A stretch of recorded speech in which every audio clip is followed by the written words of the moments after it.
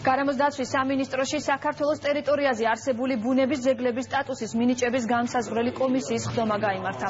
პრიორიტეტული ძეგლების შერჩევისას კობი გუდაურის გზის მონაკვეთზე დაზიანებული ტრავერტინისათვის ბუნების ძეგლის სტატუსის მინიჭების საკითხიც განიხილეს.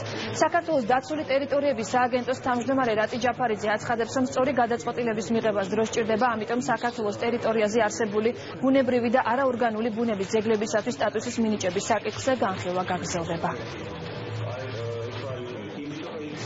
Totuși, ეს არის რუსოს ხეობასთან დაკავშირებული პრობლემა, მოგეხსენებათ, რომ ტრავერტინები დაზიანდა იქა, არის რამდენიმე ღრუბლებზე საუბარი, არის ტყის კორომებზე საუბარი, არის კანიონებზე საუბარი, რომლებიც მაღალი ბიოლოგიური მრავალფეროვნებით გამოირჩევიან, ასე რომ კომისია მგონი რომ ობიექტურ გადაწყვეტილებამდე მივა. თუ ჩვენ გვინდა რომ იყოს კვალიფიციური სამუშაო ჩატარებული, ხო, ეს არ არის ერთი და ორი დღის საქმე. ეს არის საკმაოდ ხანგრძლივი პროცესი და კარგი არის ის, რომ ჩვენ ეს პროცესი დავიწყეთ.